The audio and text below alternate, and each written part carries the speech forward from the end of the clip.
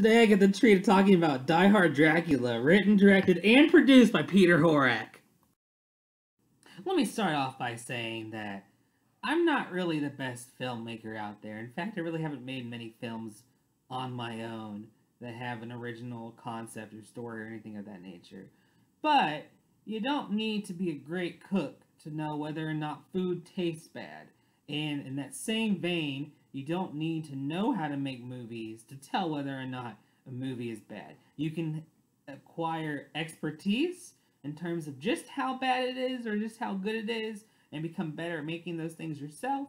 But you don't need to be a filmmaker to assess movies. And this one is terrible. And even if I'm not really a filmmaker, I feel like I can make a movie that would at least be in good competition, if not better than this one. And the first thing I'm going to mention is that Die Hard has no place here. It means nothing. It contributes nothing. They don't even make a stupid pun with the words Die Hard in it. It's just there as a title. And I'm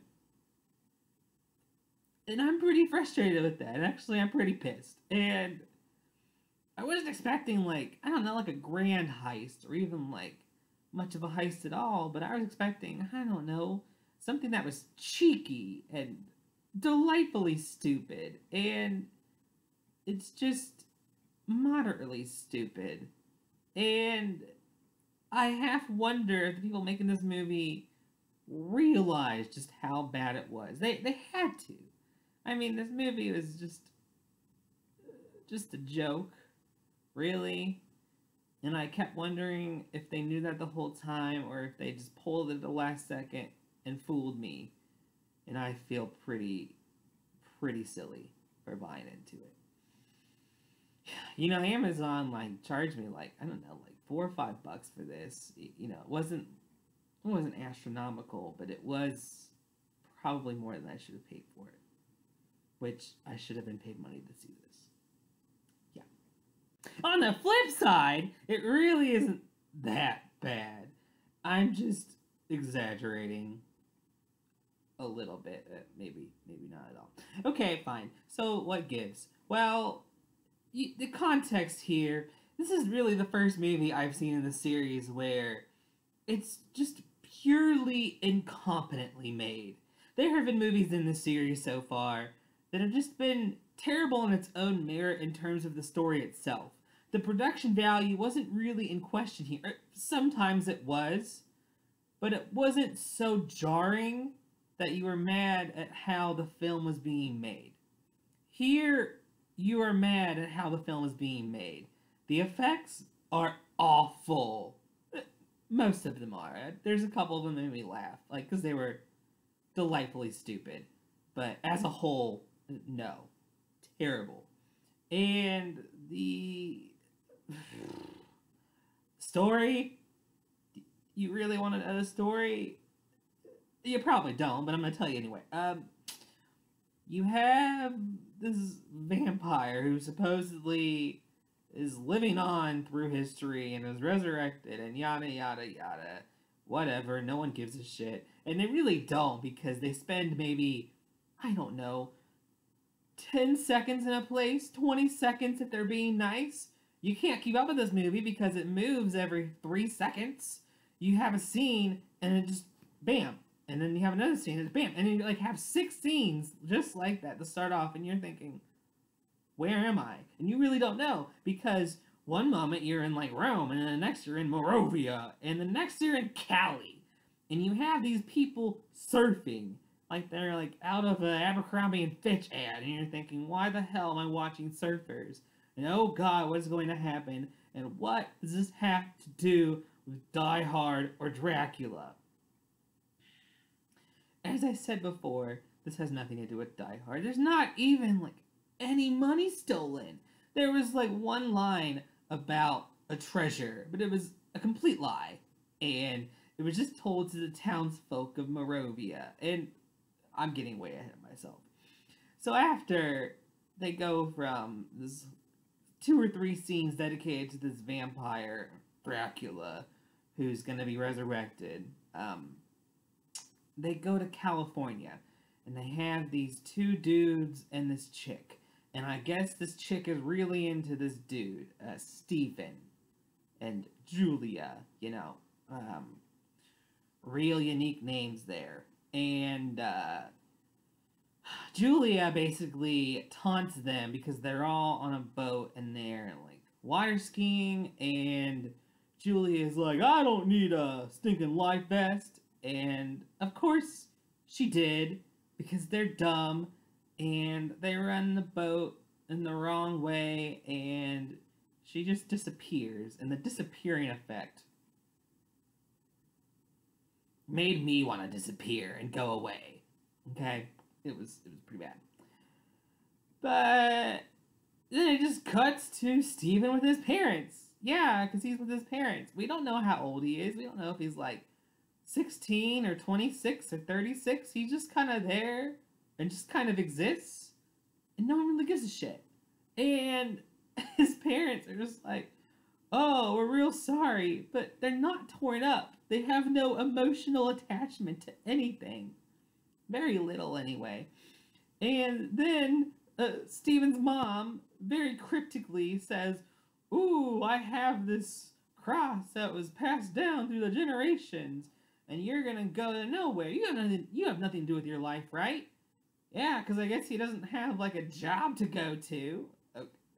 Okay. I mean, yeah, this isn't Die Hard at work, but you have a little bit of semblance of reality, right? Like, maybe say, like, hey, you graduated college, and you don't really need to do anything because we got you covered. They don't even say that. At least I would know you're a rich asshole as opposed to just a motivationless, boundless one. Okay, fine. So, he goes to where else but Morovia. And a jump cut later, he ends up in Eastern Europe of Morovia, somehow getting a rental car. Okay, that's not that big of a deal to me. But knowing where to go in Morovia, he runs his car off the cliff because this other car approaches him and he just doesn't know how to drive. Sure, because he's an American, whatever. And he comes across this village, and it has all these townspeople, and supposedly he has amnesia, but he's wearing this thing around him that makes him look like a stereotypical samurai. Like, he's got his blood stain on his headband, happens to be in almost that perfect spot, as if he was like wearing a Halloween costume dressed up as a samurai. Okay. And he comes into this pub, I guess, and they try to convince him that this really ugly lady is his wife, and his amnesia is led him to forget that, and it's so stilted, it's so stupid. Then the innkeeper's daughter brings him, but he recognizes her, he is in love with her, he's just there. He completely forgets about his American family, by the way. They never come back into the picture. And one of the last things he did before he left was wish upon a falling star. And that wish actually landed on Morovia, on this coffin of this girl that was dying. And brought back Julia into Carla. Oh, yeah, close enough, buddy. Yeah, I'm in Morovia now, and this chick sort of looks like my dead girlfriend. Yeah, let me totally get with her. Am I the only one that's a little freaked out by this? Probably. Okay. But, yeah, that happens. And then there's another girl named Dana who at least sort of makes sense as a character. She's pretty dumb, but she should be. Fits in with the rest of the townspeople. You have a doctor who stutters all the time. His stutter never plays into anything that he does. Is it supposed to be a joke because he's a dentist? I don't know. Anyway, they're all there, the local townspeople in this pub, And Van Helsing shows up, and he's the one person that anyone would recognize out of anything but this movie. And that's Mr. Glover. And his main credits really come into play with Chinatown and the Dukes of Hazzard and the A-Team, which even my dad watched the A-Team, so that means something. And he has all this folklore about things, and oh, we have so many things, and oh, silver bullets, and all these different things, which is kind of cool. And he pulls some tricks with a stranger that comes in and orders his steak bloody rare. Okay. Are you trying not to blend it? I mean, there's a difference between being out in public to ruse people and trying to blend in to make your moment. And I think this guy is just sick of waiting and wants to make his moment then and there. But then he denies all the tests, and Van Helsing is pretty much just a trickster and doesn't really do a whole lot. So basically, I've been telling you how this movie plays out bit by bit. I'll just stop at this point. Basically, it's a lot of silliness, and the effects are just, oh, man. How much money did they have? I could go look it up on IMDb if I want to, but there is no way that the budget here exceeded $1 million. And if it did, they wasted their money big time. To be fair, one of the... Well, I can't even be fair with this. They don't even have Die Hard. That's just unforgivable. You don't call a movie Die Hard Dracula and have none of the Die Hard to it. I mean, why wouldn't you just call it Sweet Home Dracula? I mean, that at least makes more sense because Dracula's a homebody. You know, have Steven come from Alabama. At least make a little joke. I mean, shit. You don't even make a Die Hard joke. You don't even make someone look like Bruce Willis. You don't have the Snape guy play into it anyhow or any way. I guess the closest thing you do is you have some old school actor from Chinatown and the A-Team as your Van Helsing. And he does a couple cool things. Fine. One of the really weird things about this movie is just this implication that this Dracula is a sex fiend and runs a harem and has all these broads about him and all that stuff. Which is fine. But, I mean, he has 3 of them. You know, that constitutes, apparently, this guy's version of a brothel. And he has the one person that was resurrected, and I should mention, too, the beginning of this movie looks like it's like Monty Python. Not because it's really, you know, I don't really know how I feel about Monty Python, but I can say that they are similar in their hokiness and their setting. Frequently. They had the horses, they had the King Arthur lookalikes, they had these strange castles in the middle of seemingly nowhere. It looked like it was all filmed out of the 70s, and it was goofy as hell. So pretty similar. But the difference being that Monty Python knew it was goofy as hell, and I don't think Die Hard Dracula did. Not at first, anyway. And when they tried to wrap it around and make it an all-around funny movie, it just didn't work because there's too much of a plot. And that sounds weird because I haven't really, you know, given it credit for its plot. But you would think if they have these stakes here that you would at least continue on with the story, not just stop halfway. And two main things to really harp on now. One, they have an out-of-nowhere sex scene between the American Steven and Carla, you know, his, like, reincarnated version of Julia based upon that falling star. And he knows it's her because she woke up from the dead and drowning. And he isn't freaked out by this, by the way. He's just like, what? You rose back from the dead? That makes total sense. His eyes are just so big. And, you know, you think he, like, smoked a lot of weed. and probably most of these people did, but that's not the point. The point is, why is this guy believing this story so well? Why?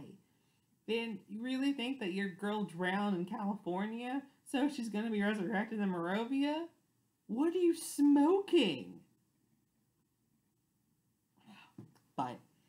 They have this out of nowhere sex scene, and it constitutes the movie's nudity, which lasts maybe 2 seconds. Somewhere when I looked this up, it said 2 seconds. I don't even think it was that. I think it was 1.25, maybe.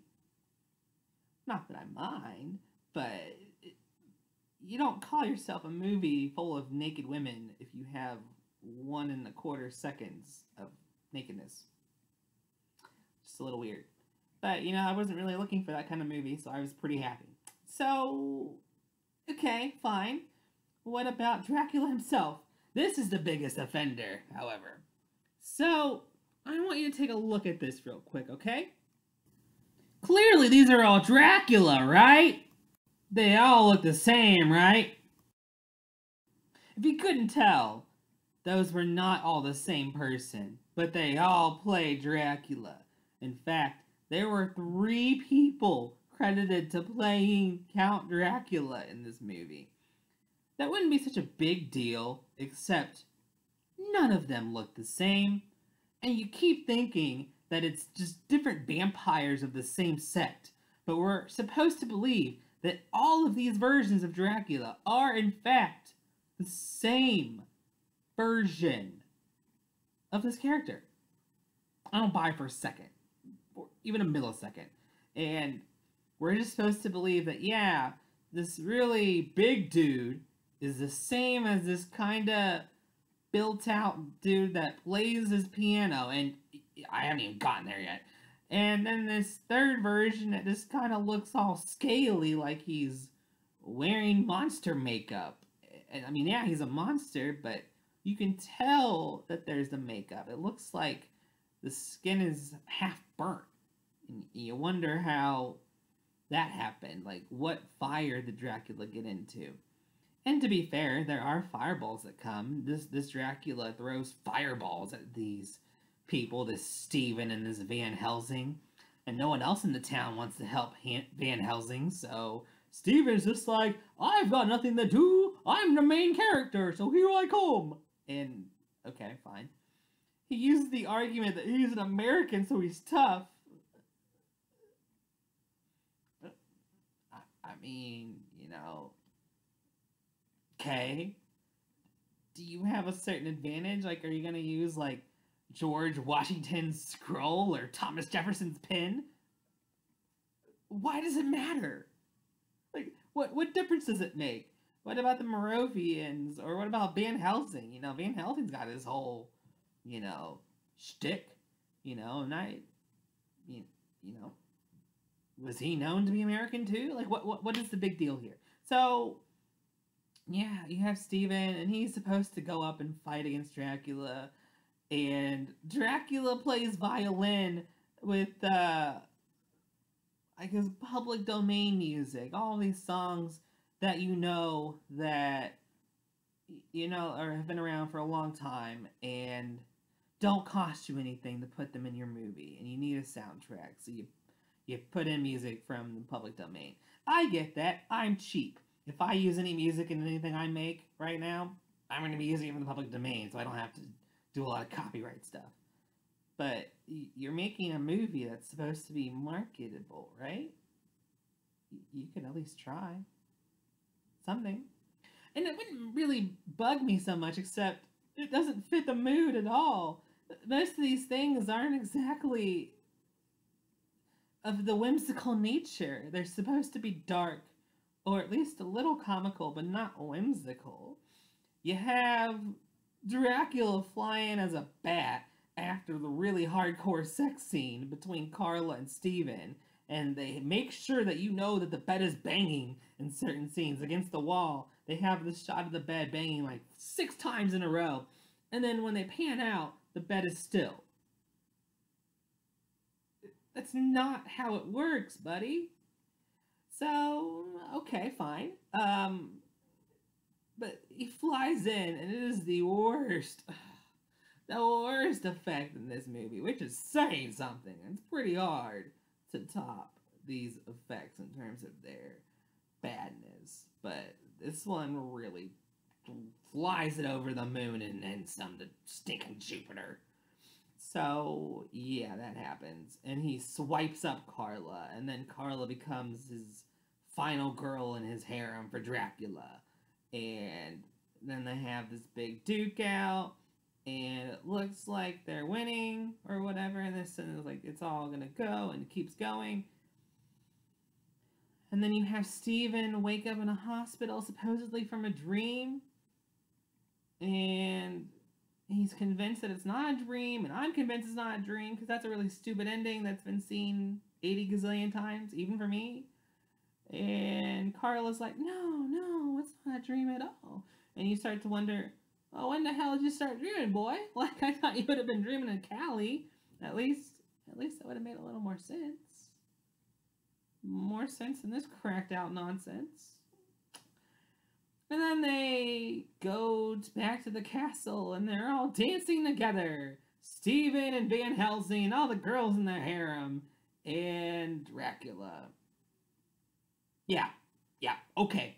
Yep, that's exactly how it's supposed to end. You have a big all-out war between Dracula and Van Helsing and Steven, and then you just end it where they're all standing and dancing around, listening to like Blue Danube and all this other public domain shit.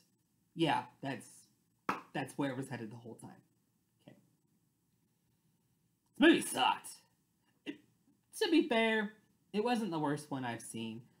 I think really this could have gone so much just better.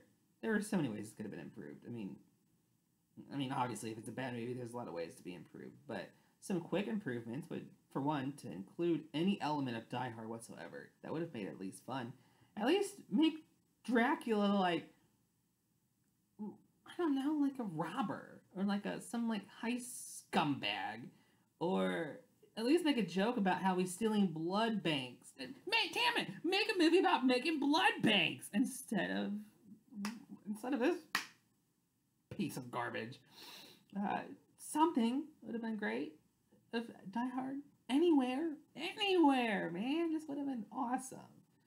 You don't get that. You get some Honum, run of the mill. Well, actually, no. Run of the mill would be giving this movie too much credit. Yeah, you just really get a piece of trash, and it's not that good, but it was enjoyable. It was stupid, but I was laughing at just how stupid it was. Not my favorite so bad it's good movie, but yeah, I could see why you'd want to see it at least once just to know that it exists, that you don't have to hear any more rumors that it really is out there and it is that bad. And I should point out too, the movie cover is just weird. Really? Dracula has blue skin? Why? Why does Dracula have blue skin? I know your effects are bad, movie, but man, at least make it like, I don't know, like somewhat resemblant of a person gone awry. You don't turn them blue. There's no stage where like blue is okay. And for goodness sakes, keep it with one Dracula. The continuity in this was just, no. And the pacing was, pacing gives you a headache. You try so hard to keep up with this, and you just can't for the first 20 minutes straight. Then at some point, it just kind of settles, and you're like, okay, I'm starting to get this, and then it decides it wants to go on, I don't know, like speed or LSD or some shit that like takes you out of this world, and just, you know, puts you on planet Xenon or some other planet, whatever. But then it goes from this sort of serious story to just really weird jokes. I guess they're jokes. You have Stanley the dentist who keeps stuttering, who takes out one of Dracula's fangs pretty successfully, but then he loses his mind and he ends up getting eaten by the Dracula, and you never see the townspeople again, the ones that were killed off, and they were apparently killed off. You don't really have a resolution for them. You have no idea what happened to Stephen's parents. Not that they were important, but you don't ever, like, see them, like, thinking, oh, man, where's my boy Stephen? Or, oh, I guess we should check in on Stephen. Or, hey, it's Christmas. Or it's July 4th. Or any other, the American thing. You could have played the American angle, too. But at this point, I'm just providing suggestions for the movie, and this was released in 1998, and they knew what they wanted, and they wanted trash, and they did a pretty good job at producing trash.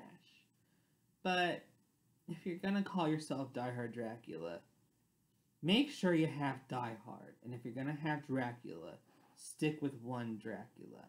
And I think you know who the real Dracula is anyway, and his name is Bela Lugosi. So, overall, there were some parts that I liked, but this was hard to watch in one sitting. I did pause it once for like 2 minutes because I needed to go to the bathroom, and I didn't care. So, I think this is, doable as a watch, like glass of bourbon and Coke. That's what helped me. But yeah, this lives up to the infamy. It's pretty bad, but it's salvageable, and I think if they remade it and actually, went somewhere with the Die Hard angle, it could be pretty cool. So this would be a remake I wouldn't mind seeing. So yeah, I'd give it a D+. Sits towards the middle of my list, above Oogie Loves, but below Disaster Movie. So it's more of a disaster than disaster movie, which I don't know if that's saying something or not. Oh well, not too bad. I don't regret my life after watching this, so that's a major plus. Okay. Well, that was Die Hard Dracula, and soon enough, I'll be watching Baby Driver, and watching House of the Dead, and also watching, I don't know, I'm thinking The Sixth Sense. The Sixth Sense would be great. So, we're going to do that. Alright. Well, this actually was a lot of fun, even if I sounded frustrated, because I was. But it's all good. It's all good. So, I'll catch up with y'all later, and y'all have a great day now. Okay, bye.